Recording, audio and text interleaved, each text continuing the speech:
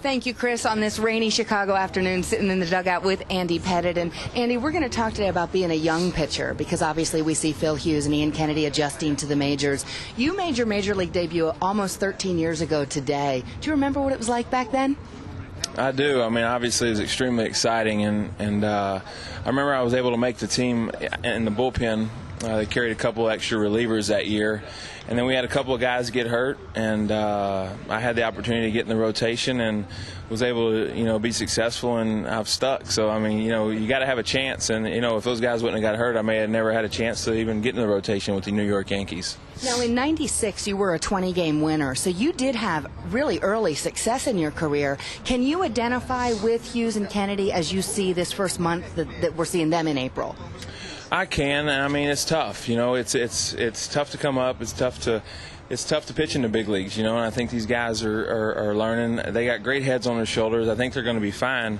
The thing is there's two of them. When I came up, there was one. And there was one young guy with a bunch of veterans on the staff. And we're expecting two young guys to pitch well, and we need them to pitch well to win. And it's going to be tough, but I think they'll they got a good head on their shoulders. Like I said, they're working hard. We've got a good ball club around them, and we get them to trust their stuff a little bit and get a little bit of confidence. And I think they're going to be fine. What kind of a message do you give them behind closed doors? Is it about trusting their stuff? Is it about confidence, or is there a little more to it? I would say all that. I mean, just. One thing you worry about is you don't want them to get down on themselves, and especially here, in New York, because it's tough. I mean, it's a tough place to play. A lot's being said right now about their growing pains and they're young or whatever, and you don't want them to buy too much into that and read too much into it. You just want to, try to, let them know that we all, have a lot of confidence in what they can do. The organization does, or they wouldn't be here. And just go out and trust their stuff. Like I said, don't hurt yourself with walks and stuff like that. And I think they're going to be successful.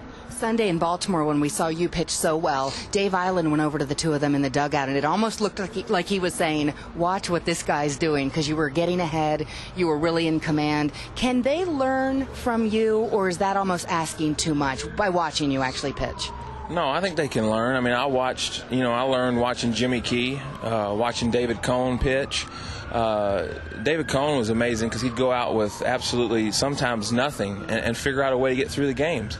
Sometimes, like you had mentioned to me before, you kind of will yourself through it, or you just almost pitch with just, I can get these guys out, I don't care. Just figure out a way. And I saw guys like Coney and Jimmy Key do that, Jack McDowell, and at a young age.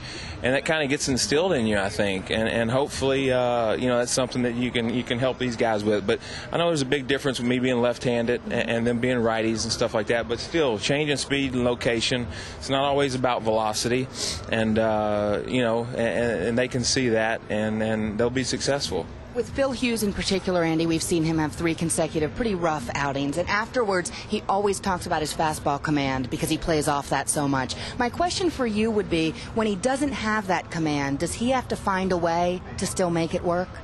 Well, he does, and I mean, if the command of his fastball is not there, he has a curveball, and he's not throwing his changeup very much.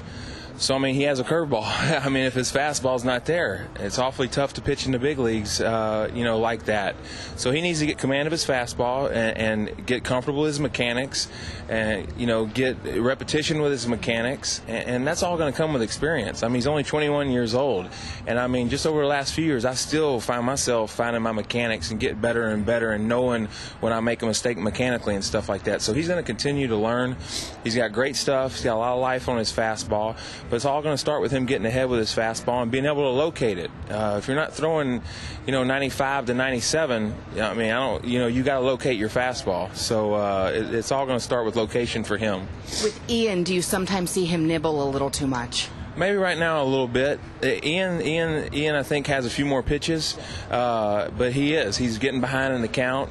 Ian's going to be able to change speeds, I think, a little bit more and rely a little bit more on movement and stuff like that. But right now they're just feeling for it a little bit. But all it takes is one good start to get a little confidence going, to get in a good groove, and I think these guys will be on their way. Do you veterans have to fight against getting frustrated? Because you have no control over when those guys are on the mound. Is it sometimes frustrating for a veteran ball club to see rookies struggle? Well, I would say it definitely is because it's a team, and you want to be successful, and you know that it's going to be hard for us to be successful if these guys aren't winning for us. Another thing is I've gotten such close to these two guys and built up such great relationships with them.